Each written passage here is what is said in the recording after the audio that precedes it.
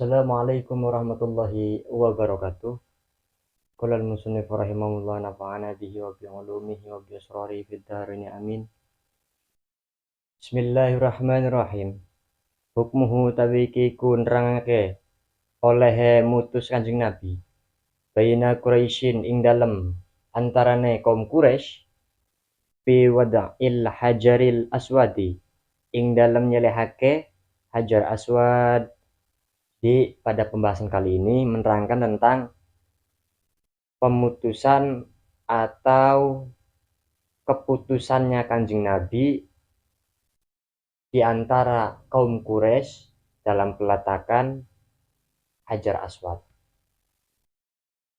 Fil khomisati ing dalem limo wasalasina lan 30 min umrihi saking umure Kanjeng Nabi hadamat ngrubuhake sapa Quraisyun wong Quraisy al-Ka'bah ta ing Ka'bah wajadadat lan ngenyari sapa Quraisy binaaha ing bangunane Ka'bah. Jadi saat Kanjeng Nabi berumur 35 tahun, orang Quraisy ini merobohkan Ka'bah dengan tujuan untuk merenovasi Ka'bah.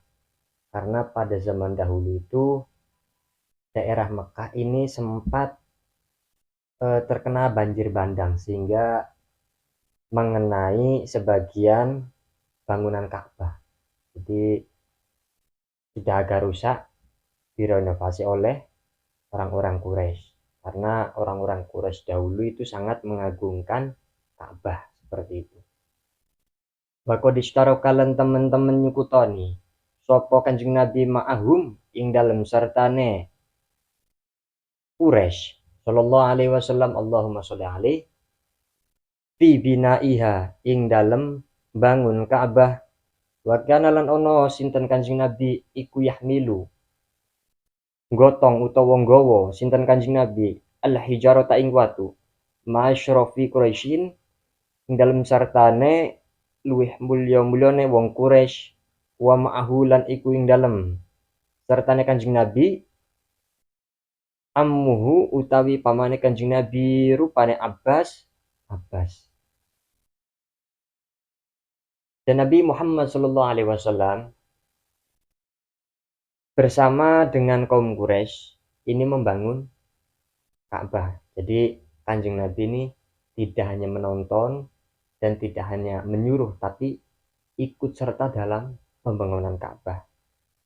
Dan Nabi Muhammad sallallahu alaihi wasallam pun di situ membawa batu untuk membangun Ka'bah. Jadi seperti apa ya? Kalau sekarang ini kayak gotong royong gitu. Gotong royong. Jadi batunya ada yang ngangkatin, pasirnya aja yang ngangkatin gitu. Jadi Kanjeng Nabi juga ikut serta. Kasarnya kalau zaman sekarang jadi tukang seperti itu. Dan di situ Kanjeng Nabi Muhammad SAW bersamaan dengan pamannya yaitu Abbas. Wahtalafat lan dadi persulayaan sapa Quraisyun wong Quraisy piman ing dalem wong yad'u kang nyelehake sapa man al hajara ing watu al aswada kang ireng makanahu ing panggonane hajar aswad. Nah, setelah perenovasian itu sudah jadi, hampir jadi ya. Nah, setelah perenovasian itu hampir jadi, nah giliran peletakan batu hajar aswad. Jadi batu hajar aswad ini belum diletakkan ke tempat yang semula. Nah di situ terjadi perdebatan antara kabilah kaum Quraisy. Sudah saya saja yang meletakkan batu hajar aswad ke tempatnya. Oh nggak bisa. Kabilah saya lebih mulia. Oh nggak bisa. Nah perdebatan itu berjalan selama 4-5 malam. Nah dalam perdebatan tersebut itu sampai ingin menimbulkan peperangan. Summa tafaku nuli sepakat sopo Quraisy ala ayakuna ingatasi yen ono apa alhakamu juru putuse awwala dakhilin iku awwala dakhilin kawitane wong kang mlebu minal masjid saking masjid. Nah, di antara kaum-kaum Quraisy itu ada salah satu orang yang paling sepuh, yang tertua di kaum Quraisy. Beliau mengusulkan, sudah begini saja. Nanti yang meletakkan batu Hajar Aswad ke tempatnya ialah orang yang pertama kali masuk masjid. Nah, di situ orang-orang Quraisy ini sepakat. Oh ya sudah, baiklah. Bakana mongko iku awal dakhilin kawitane wong kang mlebu sinten Rasulullah Kanjeng Nabi. Nah, setelah kesepakatan itu yang pertama kali masuk masjid ialah Nabi Muhammad Shallallahu Alaihi Wasallam. Memang ini sudah skenarionya Allah. Bafarihat mengkonuli bunga sopo Quraisyun wong Quraisy di kelawan Kanjeng Nabi, dan semua orang Quraisy ini bahagia. Bunga, alhamdulillah, ternyata yang pertama kali masuk masjid ialah Nabi Muhammad Shallallahu Alaihi Wasallam. Wakolu lan ngucap sopo Quraisy Rodina bil amin, ucapan Rodina bil amin, Rodina manane itu sapa kita bil amini kelawan wong kang kena den percaya. Dan semua kaum Quraisy ini mengatakan Rodina bil amin, saya ridho, kami ridho dengan orang yang dapat dipercaya. Jadi sebelum Nabi Muhammad diutus menjadi Rasul pun, Nabi Muhammad ini sudah mempunyai gelar ataupun biasa disebut oleh orang Quraisy ini dengan julukan Al-Amin. Bahwa doa nuli nyelehake sopo Kanjeng Nabi, bahwa doa nuli nyelehake sinten Kanjeng Nabi al-hajara ing watu firidain ing dalam selendang. Nah, saat ingin peletakan Hajar Aswad, Nabi Muhammad SAW ini meminta selendang. Ini saya minta selendang. Nah, setelah selendangnya dapat, selendangnya dibentangkan. Lalu batu Hajar Aswad tersebut diletakkan oleh Nabi Muhammad di tengah-tengah selendang.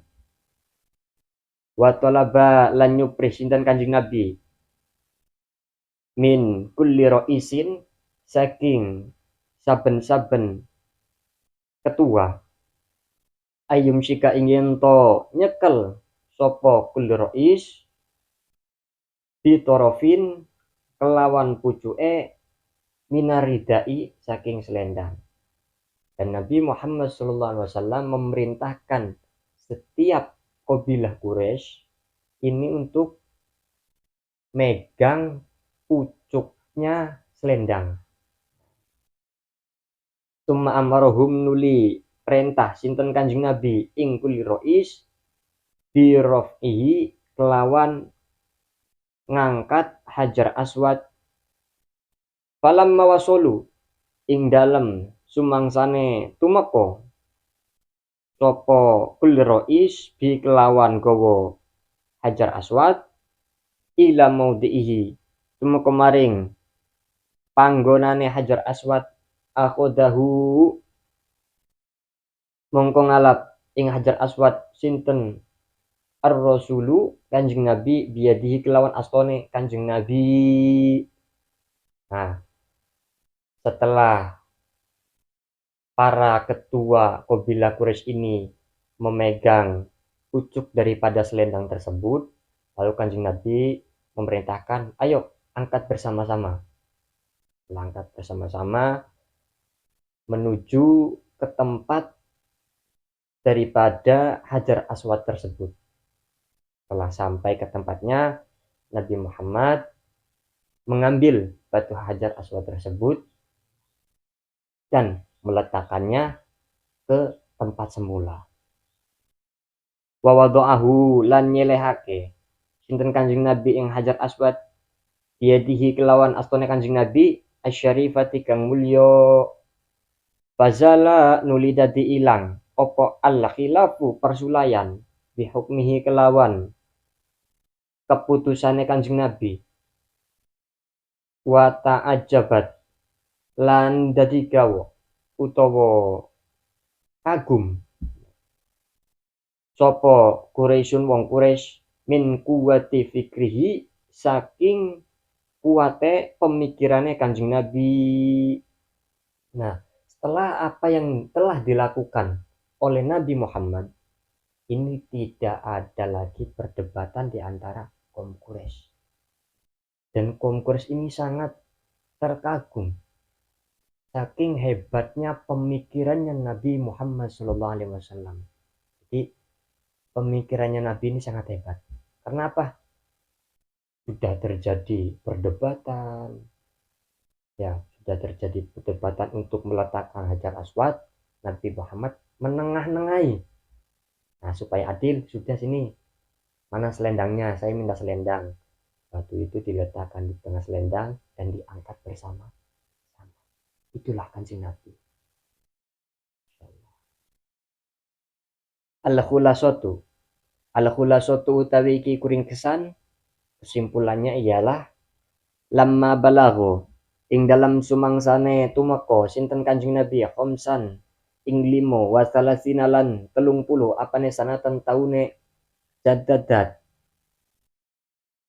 merenovasi sapa Quraisyun wong Quraisy bina al Ka'bati ing bangunane Ka'bah wa hakamathu lan dadekake hakim sapa Quraisy ing Kanjeng Nabi fiwat il hajaril aswadi ing dalam nyelehake hajar aswad mau diahu ing dalam panggonane hajar aswad fakodo fakodo mengkonuli mutus sinten Kanjeng Nabi Roshidan hale lurus utawa apik wahakama lan mutus sinten Kanjeng Nabi muwafaqon hale kang den paringi pitulung.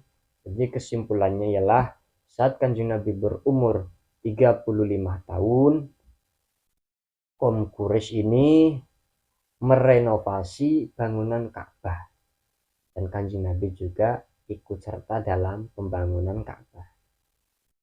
Dan yang menentukan peletakan Hajar Aswad ke tempat semula ialah Nabi Muhammad SAW. Dan saat Kanjeng Nabi menjadi hakim atau menjadi juru putusnya itu dengan keputusan yang baik. Gitu. Wallahu a'lam bishawab. Al-Fatihah.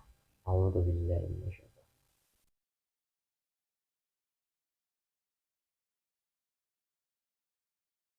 Assalamualaikum warahmatullahi wabarakatuh.